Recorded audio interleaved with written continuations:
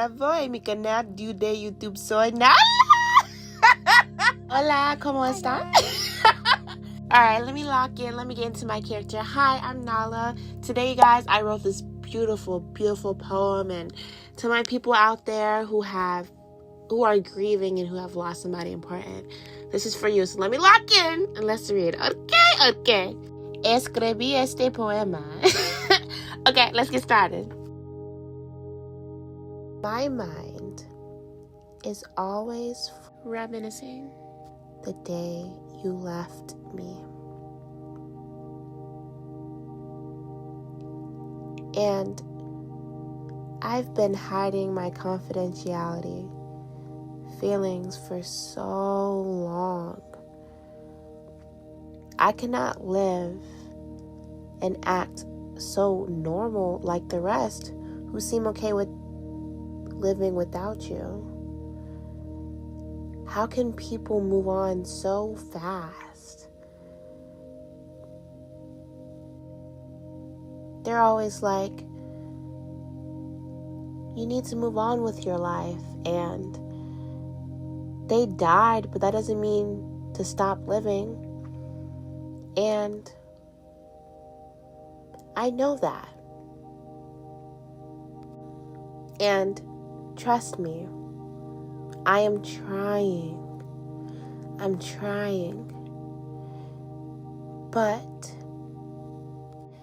the wrongfulness to continue to have the privilege to just keep on living is making me live in guilty isolation. Viewing how people moved after you left has been disheartening. And it's low-spirited how those betray the ones mourning. They know I'm in a weak state of mind, and they choose asymmetrical ignorance over the symmetrical support that I always provided. Then they ask, why are you so private? And why can't you open up?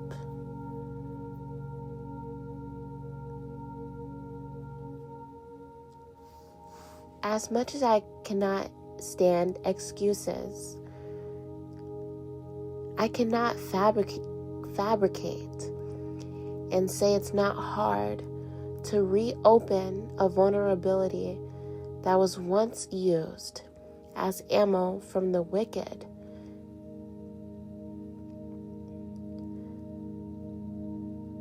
The dreams, those awful dreams. The dreams that felt so real.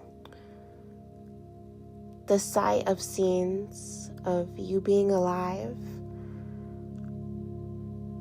and then waking up, distinguishing myself in sleep paralysis. It was just a dream. They're gone. They're gone, they're gone, they're gone. Eye crust, scavenger hunting my melanin. Swollen facial structure, and a gazillion overthinking conceptions of replaying that phone call that clouded my mental. I can't believe it's been years, and I still feel like I'm not growing nor healing. Hallucinating at school and crying in the stalls, but no one ever checked up on me unless my grades were slipping. That's when they would give me a call. Every time I spoke in hurt, they disregarded every tear I finally let go music was played over, every favorite song that played, you popped up in my head. I remember when you would answer all my calls no matter what time of day it was.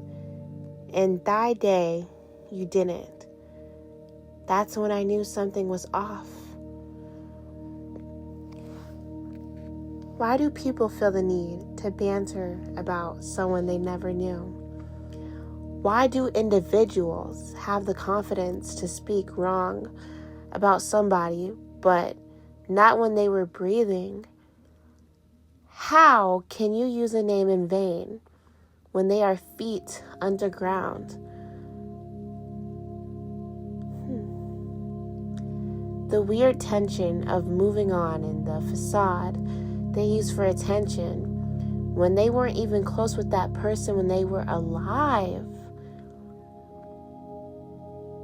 You can celebrate a life, yes, but someone you know you loathe every time they turned? I was so young, and at that age, I had to grasp the falsehood norm of the world's true intentions. I expressed, they rewritten, they taunted. I was in solitude.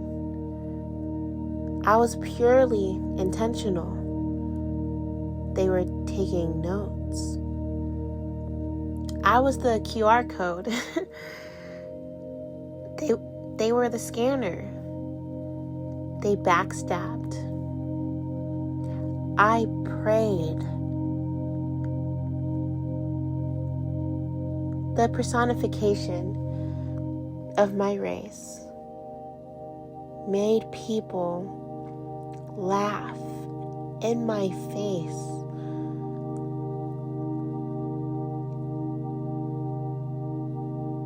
My lostfulness and what they call RBF in the crowd intensified the lack of compassion, lowered my creativity and fashion, lost stomach, and naive soul.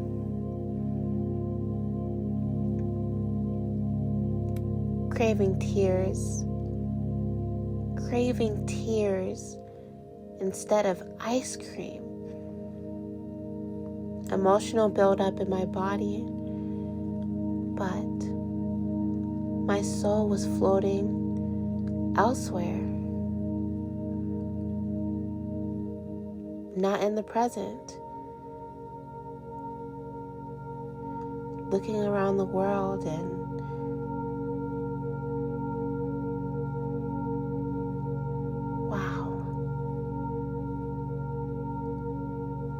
activities getting shorter and sleeping hours getting longer.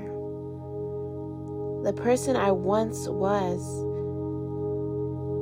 being slowly forgotten. I was being so selfless for people who were being selfish to me. Acceptance is a slow and heavy undertaking that I am still being open-minded to, but I will reach that agenda, and so will you. Hi, welcome to my new series, NALATED Diaries. Get it? Nala and related together, that's NALATED. And then diaries, because yeah, why not? Quirky, huh? I don't know, y'all. Should it be NALATED or NALATED? What sounds better? Let me know. I love you guys so much. Stay safe, stay blessed, stay happy, and stay consistent. I love you. Mwah. Bye-bye.